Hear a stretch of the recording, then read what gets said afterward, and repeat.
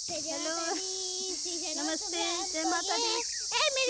श्री स्वानोत्सवम और आप सब अच्छे हैं, ऐसा मेरा उम्मीद है। ऐसा मेरी भोले बाबा से प्रार्थना है कि आप सब जहाँ रहें स्वस्थ रहें और मस्त रहें। मैं गुड़िया तिवारी स्वागत करती हूँ आप सबका अपने यूट्यूब चैनल पर।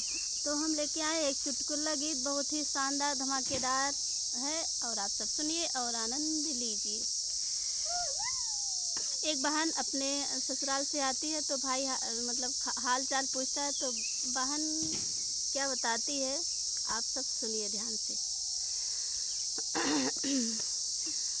अब अपने ससुरे के हलिया का बताई बीरना, अपने ससुरे के हलिया का बताई बीरना, का बताई बीरना, का बताई बीरना, अपने ससुरे के हलिया का बताई बीरना, अपने ससुरे के हलिया का बताई बीरना।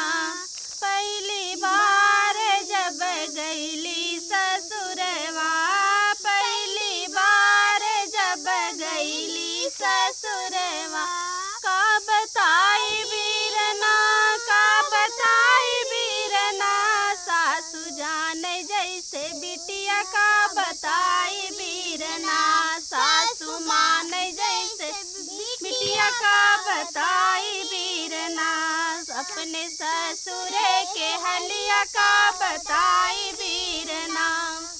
दूसरी बार जब गईली ससुरवा, दूसरी बार जब गईली ससुरवा, का बताई बीरना, का बताई बीरना, सासु फेर नजरिया का बताई बीरना, सासु फेर नजरिया का बताई बीरना, अपने ससुरे के हलिया का बताई बीरना, अपने ससुरे के हलिया का बताई बीरना।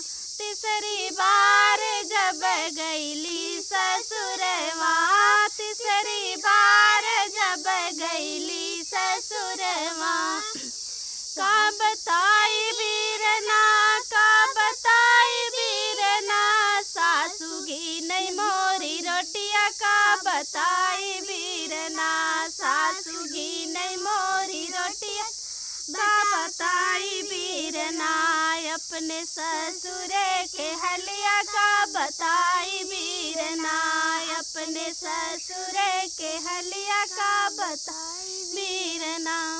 चौथी बार जब गईली ससुरवा, चौथी बार जब गईली ससुरवा, का बताई बीरना, का बताई बीरना, सासु तड़कई जैसे बदरा का बताई बीरना, सासु तड़कई जैसे बदरा का बताई बीरना, अपने ससुरे के हलिया का बताई बीरना। पचई बार जब गईली ससुरवा, पचई बार जब गईली ससुरवा, का बताई बीरना, का बताई बीरना, सासु चाल मोर कर जवा का बताई बीरना, सासु चाल मोर कर जवा का बताई बीरना, अपने ससुरे के हलिया का बताई बीरना, सासु डंस जैसे बिछ का बताई बीरना, सासु डंस जैसे का बताई बीरना, अपने ससुरे के हलिया का बताई बीरना। छठई बार जब गईली ससुरवा, छठई बार जब गईली ससुरवा, का बताई बीरना, का बताई बीरना, ननदी डंसई हमका भीतर का बताई बीरना, ननदी डंस हमका भीतर का बताई बीरना, ननदी चाल जैसे चूटी का बताई वीरना, अपने ससुर हलिया का बताई वीरना, अपने ससुर के हलिया का बताई वीरना।